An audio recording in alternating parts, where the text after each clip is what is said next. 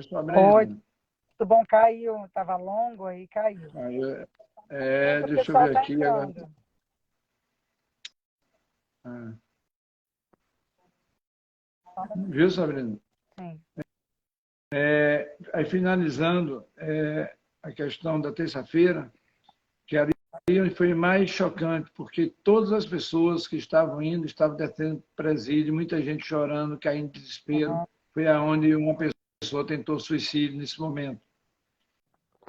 E, nesse momento, chegou a nossa vez de ir. E eu fui liberado e fui para o corredor da esquerda. Aí foi um momento mais difícil, porque quem estava liberado tinha que estar indo para o ônibus que era completando e eles apitavam. Nesse momento, Uhum. eu comecei a clamar, comecei a louvar a Deus, né, que tivesse misericórdia de todos aqueles que ali estavam. E eu via minha esposa, acenava para ela e ela não me via. E aquilo, minhas lágrimas desciam e eu chorava cada vez mais. E Deus usou um policial federal. Ele veio até a mim e perguntou o que estava acontecendo. E eu disse a ele. Ele disse, olha, pastor, o senhor não pode ficar aqui porque tem que pegar no ônibus e ir para a rodoviária. Mas Deus é tão maravilhoso que usou esse policial e disse, fique aí. Eu fiquei até o meu advogado dar a resposta. E eu lembrei que Natália tinha tido a pressão, tinha dado um pico alto. E eu, conversando com o policial, ele disse, seu advogado está aí? Eu falei, tá. Manda uma mensagem para ele, avise isso. Foi dito certo. Nessa hora ele foi usado pelo Espírito Santo. E Natália, que estava lá dentro, chorando também, que você chegou a ver o áudio dela, que eu não vi, eu ouvi esse áudio domingo, eu não sabia, né? Foi aí onde a pressão dela subiu. O áudio de desespero de minha esposa, para a paz, meu querido, seja bem-vindo. O áudio de desespero de minha esposa, ao deixar aqui duas filhas, uma de 22, uma de 19, sem saber o que iria acontecer. E nesse momento, para a honra e glória do Senhor Jesus Cristo, Natália veio e, por um milagre de Deus, ela foi liberta. E nesse momento, o próprio policial federal, ao ver ela me abraçar, juntamente com o advogado, ele veio e abraçou a gente e disse, Deus é fiel e justo. E eu agradeci a ele pelo que ele fez comigo. Mas nesse momento, entramos no ônibus. Eu fiquei preocupado com os demais que já tinham feito, ido para o ML e tinham descido para os presídios.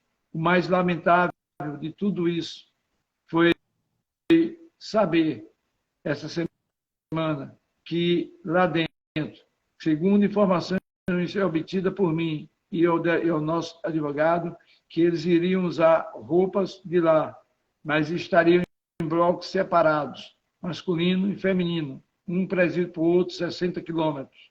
Mas nós ficamos sabendo, semana passada, final de semana passada e hoje, que estava falta de humanidade. Cadê os direitos humanos? Pessoas de bens. Uma pessoa, 7 pessoas tomando banho com uma toalha, sem sabonete, sem material de higiene. E isso está sendo providenciado para essas pessoas. Estão fazendo de tudo para poder massacrar. Mas Deus é grande. Eles estão louvando.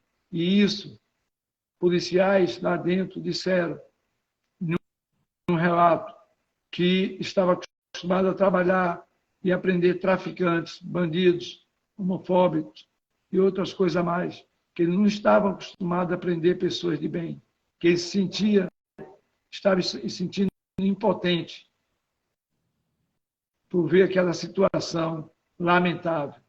Então, o que eu quero mostrar a vocês que estão aí na América, através da TV CNB, através de Sabrina, do nosso amigo, de todos que estão nos assistindo.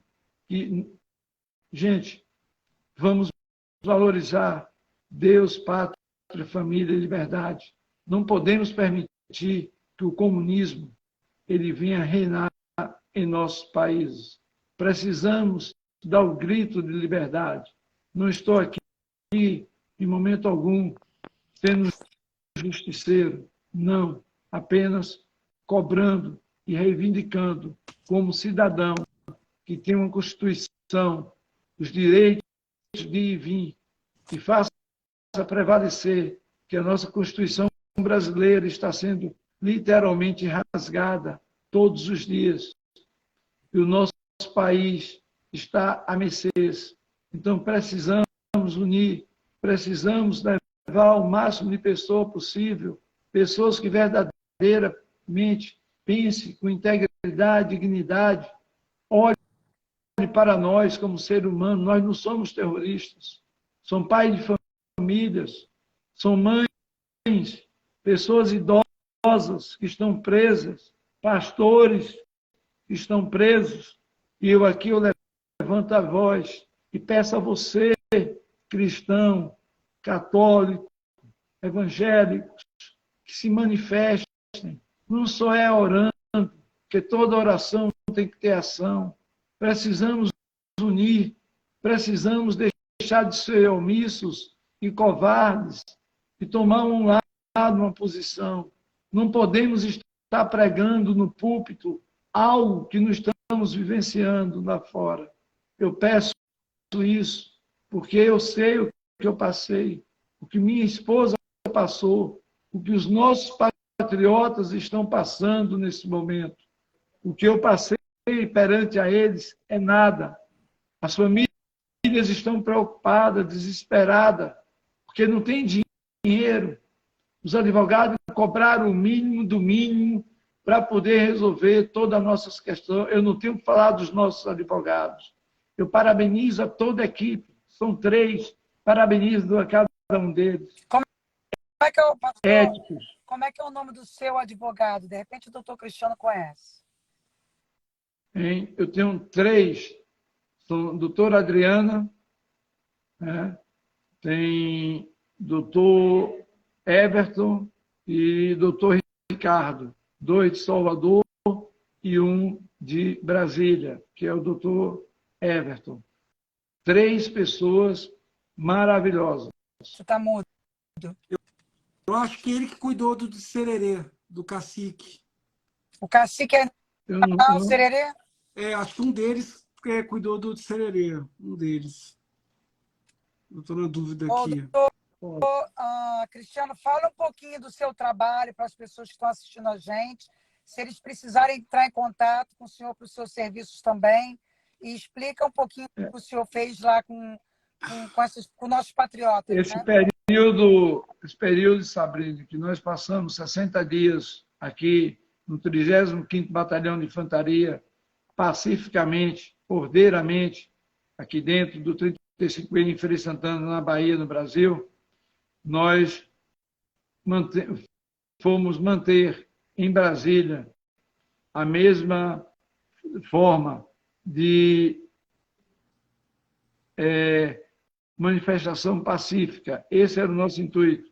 Era apenas a questão do código-fonte e da transparência. Nada mais do que isso. Isso tudo estava programado para acontecer na segunda-feira e não no domingo. Então, isso prova que pessoas infiltradas anteciparam, porque a guarda do Congresso foi devidamente reduzida. Se vocês olharem imagens, está bem claro, está nítido, só não vê quem não quer enxergar, que está com os olhos tampados. As imagens mostram por si só, as verdadeiras imagens mostram que não fomos nós que cometemos esse ato de terrorismo, esse ato de vandalismo. Foram pessoas que foram implantadas, infiltradas, que eles sabem, as imagens eles têm. Cabe agora colocar em prática. Pastor, Nós pedimos apenas... Pastor, só para não ficar muito longo, senão vai cair de novo a nossa live. Eu queria agradecer ao senhor pela sua presença e poder compartilhar conosco todo esse acontecimento, tudo que aconteceu lá, que é importante, e a solidariedade dos patriotas com os patriotas que estão lá dentro. Quem puder ajudar com os kits, vocês podem entrar em contato.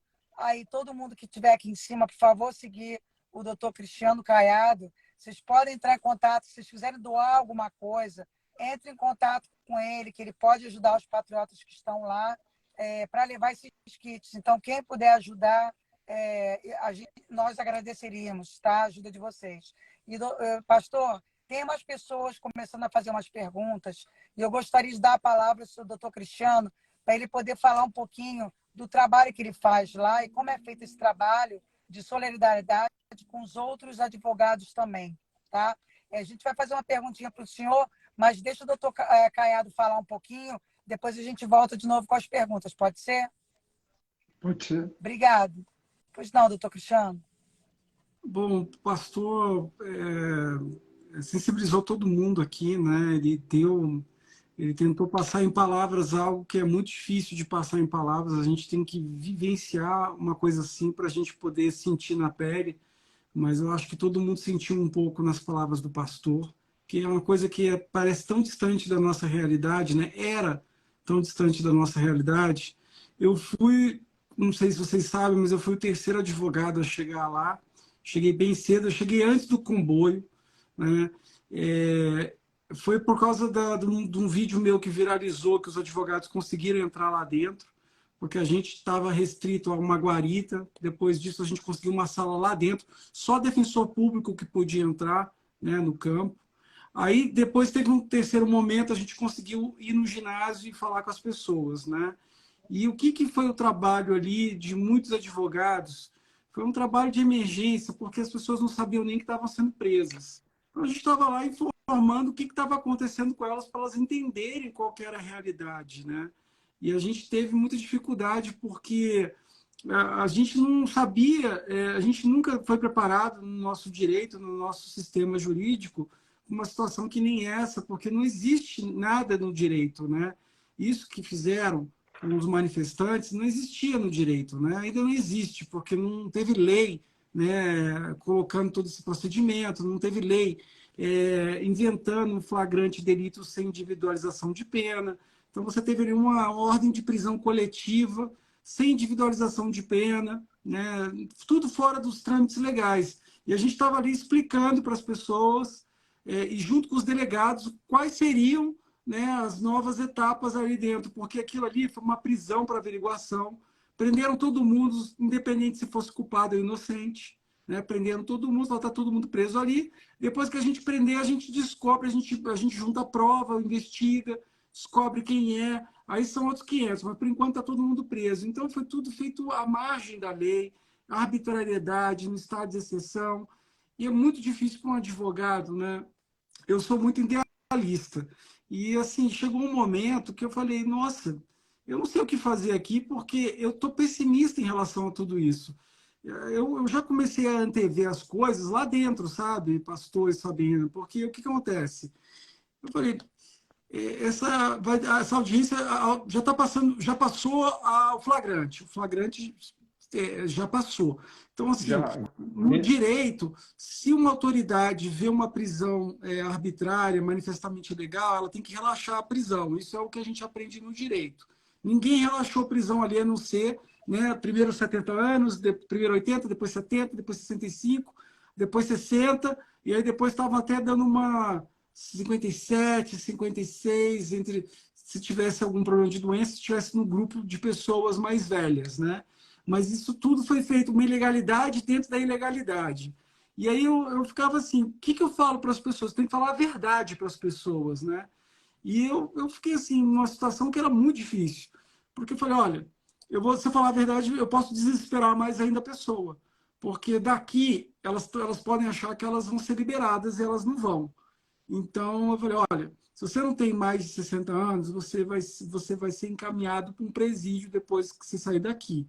Então, eu recomendo, no presídio tem mais estrutura, mas aqui você tem um local, né, onde está todo mundo junto. Eu recomendo vocês enrolarem o máximo possível essa triagem para vocês poderem ficar aqui juntos, com família, com amigos, porque vocês vão ser separados depois, né? E vai que começa a liberar um pouquinho mais abaixo da idade. Então, a gente já contava, né, que talvez alguma coisa afrouxasse entre um dia e outro, E isso efetivamente aconteceu. Aí você teve a questão que muita gente me procurou para fazer audiência de custódia. Eu comecei a repassar quase todo mundo. Eu fiquei assim, eu acho que eu fiquei com 3 assistidos de todo mundo que eu conversei, que foram mais de 30 pessoas lá. Eu fiz muita oitiva, né? E eu repassei tudo para advogado meu, amigo meu, conhecidos meus, né? O doutor Paul Casten, o doutor Cláudio Avelar, o doutor Zé Carlos. Eu fui repassando, né? Eu, particularmente, até ajudei o doutor Zé Carlos a fazer umas audiências de custódia. Mas, quando eu percebi que na audiência de custódia ninguém ia ser solto, aí eu fui embora. Eu falei, olha, eu lavo as mãos porque, assim, isso aqui tá todo mundo fingindo que está fazendo alguma coisa. Assim, o juiz está fingindo que está sendo juiz, o promotor está fingindo que está sendo promotor, o advogado está fingindo que está sendo advogado. Porque a audiência de custódia... Oi? Ninguém tem voz. Ninguém tem voz. A audiência de custódia já estava com o prazo estourado, então era para soltar todo mundo, né? E o juiz não estava soltando ninguém e estava repassando, coletando dados para repassar para Alexandre de Moraes. Então você vê que não tem nem autoria, não tem indício mínimo de autoria, nem de materialidade que justificasse a prisão. No entanto, o Ministério... certo? Oi? Não teve flagrante, certo? Não teve flagrante. Então, assim, aí você fazer uma audiência de custódia. Aí você escutar o Ministério Público Federal, o membro do Ministério Público Federal, falando que teve indícios de flagrante, que teve indícios de materialidade, que teve indícios de autoria. Eu comecei a ficar nervoso. Aí eu falei, olha, eu vou sair daqui, porque se eu começar a falar alguma coisa, eu vou prejudicar mais ainda, vão falar que eu prejudiquei os clientes, porque é difícil ficar calado, é difícil ter estômago. É surreal. Então você não acredita que isso está acontecendo, né? Não acredita. Eu achei esse bando de covarde, uma farsa. Eu achei a audiência de custódia uma farsa. É uma farsa para fingir que foi tudo feito dentro do direito. Isso é mentira. Não foi tudo feito dentro do direito. Fizeram uma força-tarefa de juízes, promotores, advogados para fazer uma lavagem de mãos a lá Pilatos, como se tivesse tudo andando conforme a lei. Isso é uma mentira. Isso não aconteceu. As pessoas elas foram injustiçadas. Você vê, mais uma vez, aquilo que eu falei. A gente descobriu, nisso tudo que aconteceu, que o país ele não se preocupa com o traficante, com o latrocida, com o estuprador, com o pedófilo, mas ele se preocupa com um cidadão consciente que questiona o sistema. É o maior inimigo do Estado, é um cidadão que usa sua liberdade para se manifestar contra o que está posto, contra esse estado cancerígeno que a gente vive. Isso está, para mim, tá completamente batata, está descortinado isso. Só não enxerga hoje quem está muito condicionado, hipnotizado, porque tá a olhos vistos, é um esgoto a céu aberto, fedorento. Quem não cheira é porque é porco, entendeu? O fedor está aí para todo mundo sentir o cheiro. Então, não tem jeito da gente não se surgir contra isso, né? Foi tudo feito à margem da lei. Completamente. Eu não sei se eu falei com vocês na live passada, mas isso aí foi um flagrante preparado, está provado. Se foi um flagrante preparado, o Brasil não aceita flagrante preparado, flagrante forjado. Então, você vê, corrupto é solto quando você filma uma maleta de dinheiro, você prepara uma cena de flagrante, corrupto é solto, pode estar com 40 milhões, 100 milhões, ele é solto. Traficante, o policial não pode, no Brasil, negociar a cocaína e prender o traficante, é flagrante forjado. Então, você vê um documento falando que vai ter invasão, falando que vai ter não sei o quê, e mesmo assim, não, então deixa. Isso é um flagrante preparado e forjado. Na lei, tanto no direito material, né, quanto no direito processual, assim, a gente pode fazer uma lista de razões para justificar que essas pessoas fossem soltas, né? E não foi isso que aconteceu. Então, só essa custódia... Eu lembro que quando inventaram essa custódia, eu falei no Twitter, isso vai ser coisa para amigo do Gilmar Mendes, para banqueiro, vai ser coisa para traficante rico, isso não vai ser coisa que vai servir para a sociedade. Isso nunca vai ser usado para a sociedade. Abuso de autoridade, também que fizeram agora, não vai servir para a sociedade. Isso nunca vai servir contra os ministros do Supremo, vai servir contra um juiz que prender que prender alguém poderoso, que mexer com os ministros, alguém que mexer com o establishment, mas nunca para a sociedade. A sociedade nunca foi protegida. Hoje a gente tem a prova disso, né? Meus grupos de WhatsApp saíram várias pessoas, todo mundo com medo, porque o pastor e essas pessoas que são heróis, né? Eles serviram de exemplo para acabar com a direita no Brasil. No meu grupo de WhatsApp, só hoje saíram umas 5 pessoas, todo mundo com medo de estar no grupo. Todo mundo com medo. Ô, Cristiano, não me interrompendo, me perdoe. Imagina. Eu queria deixar bem claro aqui o seguinte. Ó. Não sei se houve má fé em deixar o policiamento com baixo efetivo. Vou dar um exemplo. As pessoas que quebraram não combinam com as pessoas que estavam há 60 dias nos QG. A outra coisa é levar em forma específica de alguém, um exemplo. As pessoas estavam dizendo que não tinha como provar. Isso, não sei dizer o certo, mas o futuro mostrará, inclusive para mim, e o que eu estou te falando são os fatos que vivi naquele momento lá no QG, em Brasília. E foi um pouco de recursos que nós tínhamos, e amigos e parentes deram em dinheiro para comidas de demais. Vale a pena de qualquer forma. Mas eu quero dizer que, ao irmos do quartel, 1h da manhã, que o ônibus nos deixou, eu e a minha esposa missionária, vai dar um rápido palavrinha, nós não estávamos com dinheiro. E eles deixaram todo mundo ali a mercês. Se não fosse um patriota, João Lemos, se eu não me engano, que estava fazendo uma live ao vivo, tinha 1.000 e poucas pessoas, tem até eu e ele me convidou para a live.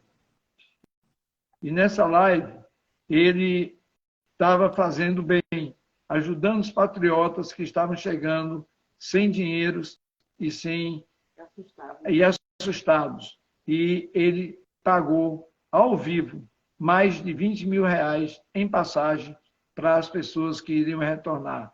Como não bastasse, nós fomos levados para um local que eu não posso citar o nome, por questão de segurança, onde tivemos o abrigo, comida digna, onde tivemos banho, apoio, calor humano, de manhã café, e à tarde que eu viajei almoço. E eles ainda perguntaram sobre passagens que estavam pagando, eu disse que eu já tinha. Então, eu digo assim, são bênçãos e são providências de Deus, dos verdadeiros patriotas, que nós hoje somos uma família. A direita, ela está acordando. A direita, ela tem que se fortalecer. E nós temos que buscar um no outro apoio.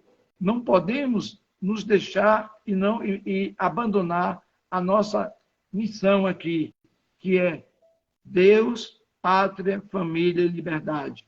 Aqui, eu agradeci ao João, ao qual na live que ele fez comigo, ele me deu 1.000 seguidores, pediu para me seguirem, né? Então, eu aqui aproveito aqueles que quiserem conhecer um pouco da minha história, do meu trabalho, e, se possível, você me permitir, Sabrina. Vai, pastor. O meu Instagram é pr.josenilson Almeida, estou lá de terno verde. Para mim será uma honra estar orando. pr.josenilson, tudo junto. Josenilson com S. Isso. N no final, Almeida.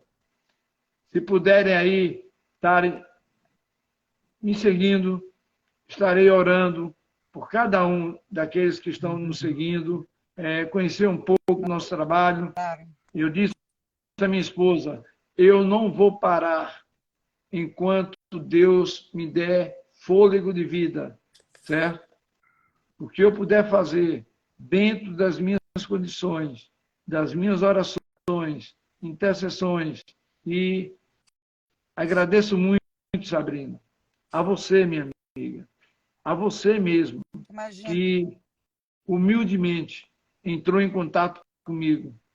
E através de você, outras emissoras que vocês sabem que eu estarei dando entrevista. Isso. A você e ao nosso doutor Cristiano, tem mais alguém, não sei aí, doutor Renato, eu quero, de antemão, e a todos vocês que estão participando dessa live, eu quero agradecer grandemente e pedir que vocês se manifestem pacificamente, compartilhem. O mundo precisa saber o que está acontecendo. Pega aquele livro ali, minha filha. Só um minuto.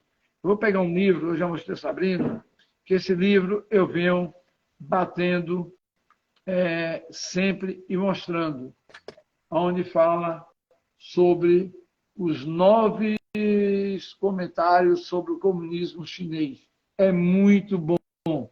Eu não quero isso para o Coloca meu na sua Brasil. conta isso aí, pastor, para a gente, porque são boas sugestões de leitura. Acho que Isso aqui, quem quiser em PDF, eu estou disponibilizando. Eu tenho ele em várias línguas. Ah, que maravilha. Tá? Tem ele até em PDF. É muito então. bom. Eu tenho em PDF para Ah, que disponibilizar maravilha. e tenho ele físico aqui para dar. Por que eu estou falando isso? Porque nem todos sabem o significado do comunismo. Deixa eu ver uma parte aqui. Deixa eu acho aqui. Se tiver aqui, é só subir, ir lá na setinha e seguir o doutor Cristiano Caiado e o pastor, tá, gente? Aí vocês podem entrar em contato com ele depois.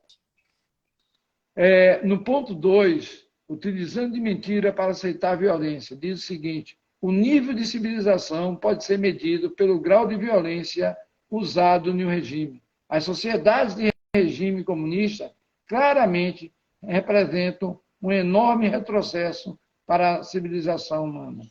E, além disso, tem outros aqui. Eu queria que, se permitisse, dar a palavra aqui, que ela conviveu uma situação muito difícil, que é a Natália Fernandes, missionária, minha esposa. Tá? Até hoje ela está levantando de madrugada, assustada, me chamando para ir embora. Então, eu... 5 minutinhos, porque eu acho que a live vai cair e eu não quero que corte de novo. Que aí depois nós entramos numa outra live, papo fora, tá bom? Ela pode falar. Então, vou até cantar um louvor, porque se eu chorar, vou me lembrar que até aqui o Senhor me ajudou. Porque assim, cada um teve uma experiência diferente. Nosso intuito aqui, durante 60 dias, só foi passividade. Ajudar pessoas feridas, pessoas assustadas, pessoas desacreditadas, pessoas desesperadas. E a gente sempre levava uma palavra de conforto, ganhamos muitas almas para Jesus, como missionária, como pastor. E, de repente, surgiu o convite para ir para Brasília. Mas, chegando lá, a gente não tinha nem noção do que ia acontecer, porque a gente pensava na mesma passividade. E o que eu vi foi um terrorismo, filme de guerra. Quando entramos naqueles ônibus, parecia os judeus indo para o Holocausto. Até fiquei assustado e disse, será que não vai ter gás aí para matar a gente? Será que isso não é uma armadilha? Verdadeiramente foi uma armadilha, porque nós não sabíamos que ia para aquele campo de concentração, porque lá eu vi muita coisa feia. Eu filmava aqui para meus filhos dizer, está tudo bem, nós está comendo, está até o almoço, mas eles deram comida para a gente de presídio, que nem meu cachorrinho aqui come aquela comida. E fizeram aquilo de pura maldade. E a gente passou muito mal. Na segunda-feira, pela madrugada, eu acordei com pessoas passando mal, gritando. E aquilo me assustou bastante. Pessoas surtando lá, gritando, desesperadas. Pessoas acima de 40 anos, porque a maioria que estava lá não era jovem. A maioria era da minha idade, um pouco menos do que eu, mas também tinha criança. Inclusive, teve na segunda-feira de mais ou menos 11 horas, teve uma criança que chegou lá. Você pode falar para mim o que você acha de tudo isso, filmando, sabe? Deve estar por aí rolando esse vídeo. Eu falei tudo que eu achava. Depois o dele desapareceu. Segundo informação, diz que separou dos pais, levou o conselho de pela leva e só Deus sabe. Quando saía alguém de lá, todos pensavam que muitos conseguiram algumas bagagens, mas não se tinha. Então, saiu com as bagagens, alguém imaginava que eles iam para casa, mas não era para casa, era para o presídio. Então, nós estivemos na fila e foi muito angustiante na terça-feira, quando A gente caiu no real, que os advogados. Eu até olhei nos olhos de vários advogados. Eu lembro desse moço aí, mas eu não cheguei a falar com ele. Doutor Cristiano, né? Mas ele olhei nos olhos dos jovens, elas caíram em lágrimas quando eu disse: fala a verdade para mim. Não engane essas pessoas que estão aqui. Porque elas estão aqui, são pais de família, mãe de família, pessoas trabalhadoras. Não engane elas, não usurpe delas o dinheiro que elas não têm. Por favor, fala a verdade. Se quais as chances para onde é que nós vamos sair daqui? Aí ela disse: olha, moça, não estamos cobrando nada, nós estamos aqui voluntários. Depois a gente soube que éramos voluntários. E daí, mas era tanta gente surtando, passando mal, e eu comecei a abraçar algumas pessoas pessoalmente. Abraçar, confortar e orar com elas, falar de Jesus, falar de esperança, porque ali a gente não sabia o futuro. Nós estamos com um futuro muito incerto, mas naquele momento a gente não tinha futuro, a gente não sabia de nada. Quem saía a gente sabia, depois foi quando o advogado, o doutor Everton, conscientizou: olha, pastor José Nilson, você hoje, deixa para ser o último, porque pode ser que diminua a idade. E verdadeiramente, na terça-feira foi quando reduziram para 60 anos, porque houve alguém que pediu lá e eles reduziram. Então, ele ficou insistindo para ir comigo, mas o doutor disse: olha, é 60 quilômetros de um presídio para o outro. As mulheres vão para a colmeia e os homens vão para Papúdia, esqueci o nome. E daí eu falei: pelo amor de Deus, aí eu entrei nos desesperos: pelo amor de Deus, você lá fora, você pode me ajudar mais que aqui dentro. E adianta ficar um longe do outro, as filhas aí, as famílias, tudo preocupadas, porque eu ficava tentando, mas ia chegar um momento que nós tínhamos que falar a verdade para eles. Não tinha mais como esconder, porque a gente estava Eu tenho uma lá. pergunta para a senhora. Qual é o trauma que a senhora tem de tudo isso? Porque isso afeta, né, nem tanto o físico, mas o psicológico, né? A senhora me falou que não está conseguindo dormir, né? E desse acontecimento gera outros tipos de trauma também, né? Você pode compartilhar com a gente um pouquinho que tipo de trauma que a senhora está tendo depois desse acontecido? Eu sou uma pessoa, até ele reclama, eu sou muito dorminhoca, mas eu não estou conseguindo. Quando eu durmo, eu tenho um pesadelo. Às 4 horas da manhã, que eram as horas mais terríveis que tinha, eu acordo chamando ele: vamos, vamos, vamos, temos que sair, pegando as coisas, fico assustada olhando onde eu estou. Eu sempre penso que eu estou lá, sabe? Porque foi um trauma assim de, de sufoco, de prisão, de falta de liberdade, de trauma, de frustração, sabe? De não poder fazer nada por aquelas pessoas que estavam ali morrendo. Porque até então eu tinha uma segurança que Deus, que morrer para mim é viver. Mas para muitas pessoas ali não eram isso, entendeu? Porque eu me preocupava aqui fora, o trauma que eu fiquei era deixar minhas filhas, sabe? Porque a mais nova disse: mãe, não vá, porque se você pode, não, você não voltar, ela ficou muito traumatizada, assim. Então, o meu maior trauma, assim, era ver o sofrimento e não poder fazer nada, com mãos atadas, e saber que nosso país não tem mais lei. Não tem. Olha, Nós não temos mais. realmente tudo que passou, a gente está solidário com eles. E a minha missão é ajudar essas pessoas que estão lá dentro. O doutor Cristiano está fazendo um trabalho muito legal também. Assim, corta o nosso coração, que às vezes a gente se sente impotente, porque a gente quer ajudar e a gente não sabe como ajudar, porque o sistema está totalmente corrupto. Então, a gente tenta correr para um lado, não consegue, tenta ir para o outro. E eu entendo essa situação para o doutor Cristiano, porque ele, como advogado, ele está sendo impedido de exercer a profissão dele, que é um absurdo, né? Um profissional do jeito que ele tenta fazer o que ele pode, mas chega um ponto que não tem como, porque o sistema não permite, né? A gente só tem que orar muito, a gente tem que ajudar da maneira que a gente pode, comprando os kits. O João já está fazendo esse trabalho, mas as pessoas que estão aqui na live agora, se quiserem seguir o doutor Nelson e seguir o doutor Cristiano Caiado, se vocês precisarem de alguma informação, entre em contato com ele, se vocês precisarem do serviço dele, tá? Ou se vocês quiserem doar alguma coisa, vocês podem comprar e envia para algum lugar, ou ele busca, não sei como o doutor Cristiano pode fazer isso, mas vamos ajudar os patriotas que estão lá, e se Deus quiser, nós vamos conseguir tirar todos eles de lá. Amém. Tá bom? Amém. É porque a live vai cair, eu não quero que corte de novo. Eu vou entrar pelo meu agora, o meu Instagram, a Sabrina. Se vocês depois quiserem dar um pulinho lá, a gente bater um papo descontraído. Mas eu gostaria de agradecer a presença do Dr. Cristiano. Muito obrigada por estar aqui. E Dr. Nelson também. É uma honra, Sabrina, é uma honra. E assim, te interrompendo, pastor, eu queria falar, eu tenho um grupo, né, de pessoas que estudam Provérbios, e todo dia a gente estuda um capítulo do Provérbios, né?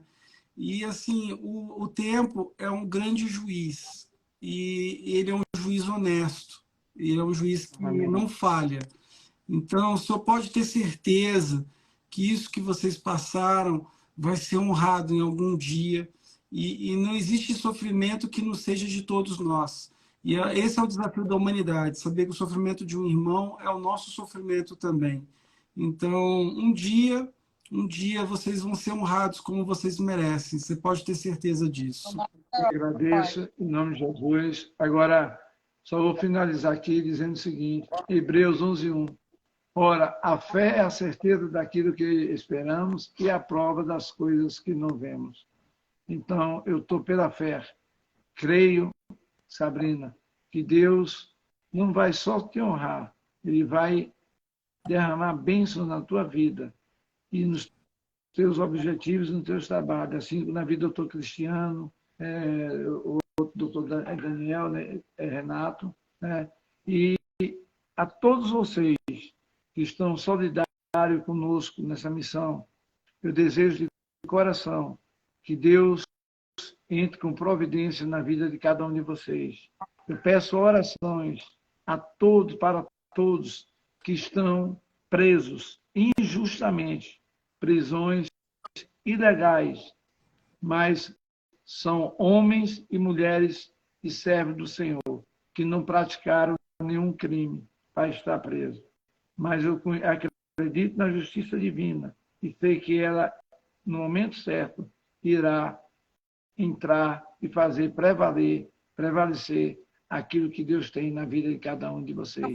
Eu te agradeço. Então, no Brasil, quando os patriotas saírem, para a gente celebrar, a gente fazer uma grande festa. Em nome de Jesus. Eu estarei sempre à sua disposição, doutor Cristiano, doutor Renato. Tem aí o meu WhatsApp, se quiserem me adicionar, sinta-se à vontade, certo? E tudo que for em pró de Deus, pátria, família, liberdade, pode contar comigo. Obrigada. Eu estou junto nessa coisa. Obrigada senhora também. Olha, eu acabei de receber uma mensagem aqui, que é a pessoa, se quiser adicionar, é o Valda Lopo. Ela disse que é psicóloga e ela oferece o tratamento online se a senhora precisar. Olha só que legal. Pode mandar me adicionar, entendeu? Pode adicionar. Obrigado, doutora. Obrigado, doutora. Estamos juntos nessa caminhada. Um dia Jesus vai secará dos olhos todas as lágrimas. Eu depois vi parabéns a todos, viu? Parabéns, Sabrina, também. Parabéns ao João Salas. Conheço o João Salas também já há bastante tempo. O sujeito aguerrido. É bom. Esse episódio serviu para mostrar quem coloca as mãos, assim, as mangas para fora e quem não coloca. Porque você vê que o João Salas é uma pessoa que está suando a camisa em prol dos patriotas. Lá em Brasília. E você vê que tem uns que surfaram na direita, surfaram no bolsonarismo. Cadê essas pessoas? Desapareceram. Então, assim, isso aí está sendo um divisor de águas muito interessante, viu? Nessa hora que a gente vê quem está junto, é isso aí. Na hora do perigo, a gente vê quem é um amigo. A gente não precisa dividir, tem que unir forças agora. Eu acho que o propósito nosso agora é ajudar as pessoas que estão lá presas, tentar tirar eles de lá. Depois é o próximo passo. Nós precisamos educar. Na realidade, o que acontece é que precisamos educar a população para estudar, porque a população está acostumada a receber tudo triturado. Elas têm que ir buscar informação e estudar, porque aí nunca mais isso vai acontecer. Então, temos que começar pelos jovens. Vamos começar na sementinha, regando todo dia, fazer um trabalho social dentro das igrejas, dentro das escolas e trazer o jovem novamente para junto de nós. Só isso. Tá? Obrigado a todos. Então, eu vou entrar na minha live daqui a pouquinho e a gente se fala. Doutor Cristiano, obrigado. Pastor, Beijo. benção. Tá? Muito obrigado. Deus Tá bom? abençoe a todos. Obrigado. Boa noite a todos. Boa noite, gente. Boa noite a todos vocês.